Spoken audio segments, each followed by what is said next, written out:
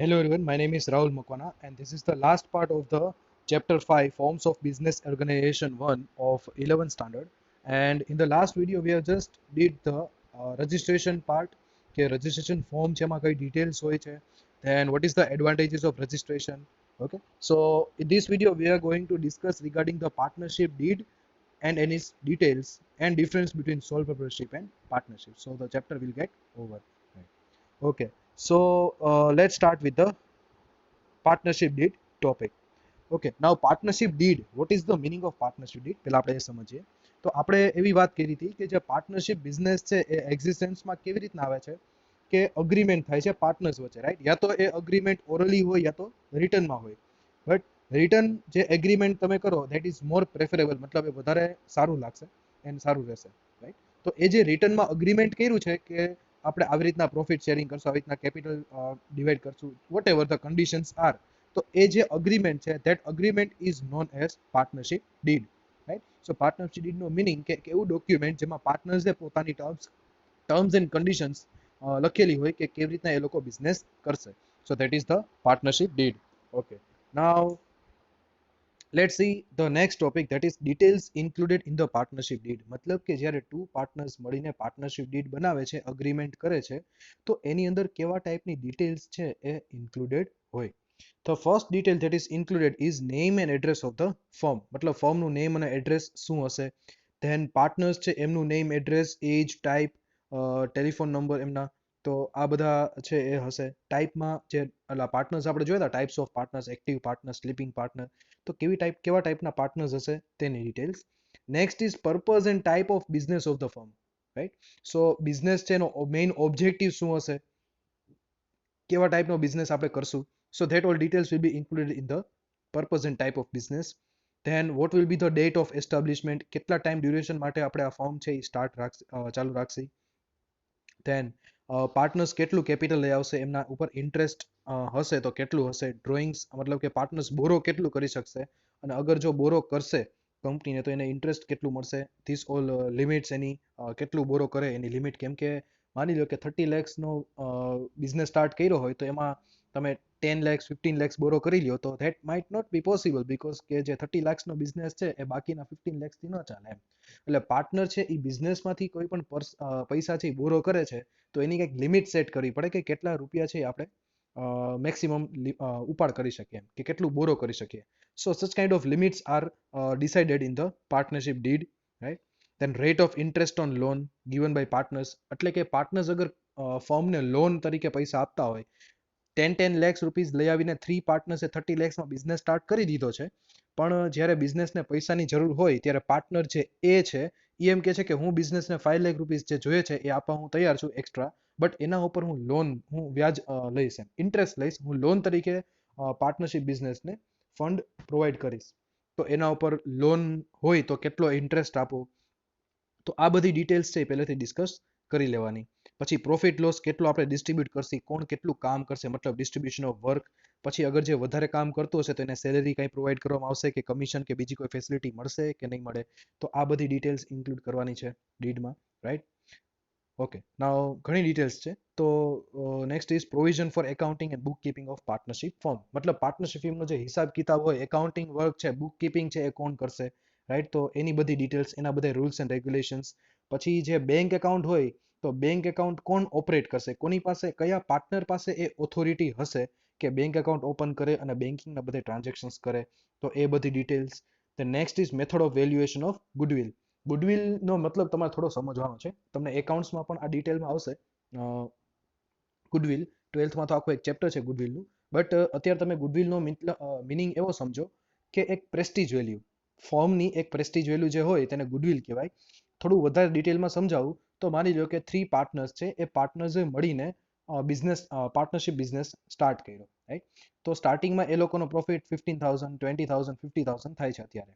5 years પછી માની લો કે એ ત્રણેયની મહેનતથી જે 50,000નો પ્રોફિટ હતો અત્યારે એ 5 લાખનો થાય છે, રાઈટ? હવે જ્યારે પાર્ટનર ડી અપોઇન્ટ કરે છે, યા તો માની લો કે પાર્ટનરશિપ ફર્મ છે એ ડિઝોલ્વ થાય છે, તો બિઝનેસ સ્ટાર્ટ કર્યો તો 5 years પહેલા 30 lakhsમાં, પણ અત્યારે જે કોઈ બીજો પર્સન જે આ બિઝનેસને પરચેસ કરશે તો એને 30 લાખ રૂપીસ નથી દેવાના, એને વધારે રૂપિયા દેવાના થાય. વાય? બીકોઝ એને તો બેઠે બેઠા 5 લાખ રૂપિયાની મંથલી ઇન્કમ છે તો સ્ટાર્ટ થઈ ગઈ.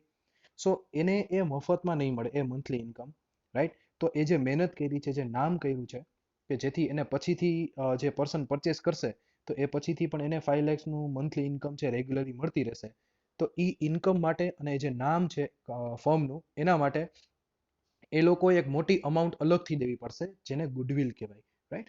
સો એ ગુડવિલ છે એની કેલ્ક્યુલેશનની મેથડ શું હશે એ પહેલેથી ડિસાઇડ કરી લેવાનું. Then provision for intermediary for solution of disputes and differences of opinion. મતલબ કે અગર માની લ્યો કે કોઈ પણ ટાઈપના પ્રોબ્લેમ્સ આવે, જે 3 પાર્ટનર્સ છે એના વચ્ચે ડિસ્પ્યુટ્સ થાય, કોઈ પણ એક મેટર રિલેટેડ ઝઘડો થાય, તો એને આપણે સોલ્યુશન કેવી રીતના લઈ આવશે, એના શું સોલ્યુશન કાઢશે. So that kind of rules and regulations ને એ બધા પ્રોવિઝન્સ છે એ ડિસાઇડ કરી લેવાના. પછી સાઇનિંગ ઓથોરિટી કોણ હશે ડોક્યુમેન્ટ્સમાં? મતલબ કે જ્યારે પાર્ટનરશિપ ફોર્મ ના પાર્ટનર્સ કે પાર્ટનરશિપ ફોર્મ બીજી કોઈ પાર્ટનરશિપ ફોર્મ સાથે કંપની સાથે કોન્ટ્રાક્ટ કરશે તો કોન્ટ્રાક્ટ પેપર ઉપર કયો પાર્ટનર છે એ સાઇન કરશે, કોની સાઇન સિગ્નેચર છે એ વેલિડ ગણાશે. તો એ બધી ડિટેલ્સ છે એ ડિસ્કસ કરી લેવાની. પછી અગર તમે કોઈ પણ નવા પાર્ટનરને અપોઇન્ટ કરવાના હોય બિઝનેસ સ્ટાર્ટ કર્યા પછી, યા તો કોઈ પણ જૂનો પાર્ટનર છે એ રિટાયર થતો હોય તો એના માટેના રૂલ્સ એન્ડ રેગ્યુલેશન્સ શું, રાઈટ? પાર્ટનર્સના કેટલા ડ્યુટીઝ છે, ધેન માઇનર પાર્ટનરને અગર એડમિટ કરવો હોય તો એના માટેની શું પ્રોવિઝન્સ છે, અને અગર જો ફોર્મને ડિઝોલ્યુશન કરીએ તો ડિઝોલ્યુશન ટાઈમ ઉપર આપણે આપણા બધા જે પૈસા છે એનું સેટલમેન્ટ કેવી રીતના કરશી, અકાઉન્ટનું સેટલમેન્ટ કેવી રીતના કરશી. સો આવી બધી ડિટેલ્સ છે તે પાર્ટનરશિપ ડીડની અંદર મેન્શન કરેલી હોય. તમારે બધી યાદ નથી રાખવાની, તમે કોઈ પણ 8 to 10 જેટલી યાદ રાખશો તો પણ ચાલશે, right? So this all are the details in the partnership deed. Last topic of this chapter, I know it is a very lengthy chapter, but it is also an interesting chapter and easy chapter છે, એટલે તમને I think so મજા જ આવી હશે. Difference between sole proprietorship and partnership, this is the last topic. Okay, હવે મારામાં explain કરવાની કોઈ જ જરૂર નથી, ખાલી આ ડિફરન્સથી સોલ પ્રોપ્રાઇટરશિપ અને પાર્ટનરશિપનું એક રિવિઝન જેવું થઈ જશે. બાકી એક્સપ્લેનેશનનો કોઈ જરૂર નથી કેમ કે તમને બધી વસ્તુ અંદરની ખ્યાલ જ છે. સો સોલ પ્રોપ્રાઇટરશિપનો મિનિંગ તો તમને સોલ પ્રોપ્રાઇટરશિપનો ખ્યાલ જ છે, રાઈટ? કે એવો બિઝનેસ જેમાં કેપિટલ મેનેજમેન્ટ એન્ડ કંટ્રોલિંગ અગર સિંગલ પર્સનથી થતું હોય then it is known as sole proprietorship business. અને અગર આ ત્રણ વસ્તુ કોઈ ટુ ઓર મોર ધેન 2 પર્સન કરતા હોય then it is known as partnership business. then number of members, તો number of members sole proprietorshipમાં હોય 1, એન્ડ પાર્ટનરશિપની અંદર મેટર કરે છે કે કયા યરનો છે એક્ટ, એટલે કે 2014 હોય તો એના પ્રમાણે એવું કીધું છે કે number of maximum partners in partnership form is 50 maximum partners. But અત્યારનો જે ડેટા છે that is 10 and 20, right? 10 for the banking business and 20 for the non banking business.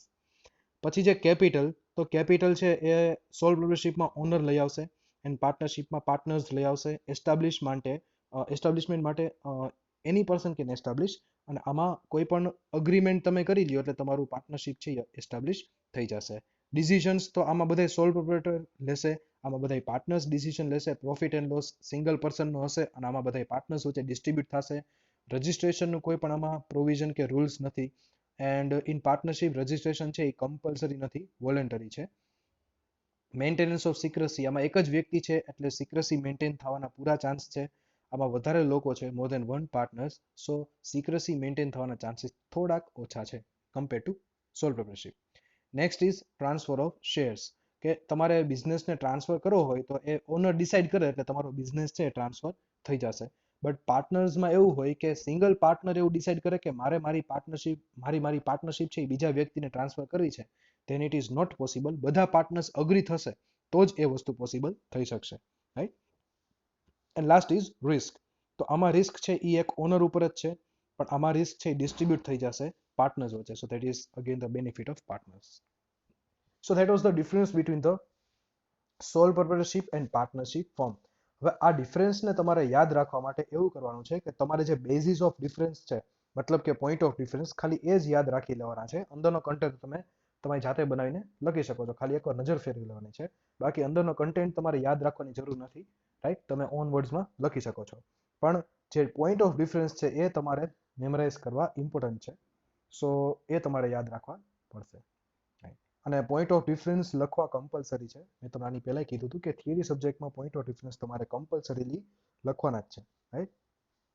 So that is all about this chapter, that is forms of business organization 1, chapter 5 of OC, that is of 11th standard. હવે પૂરું થઈ ગયું છે.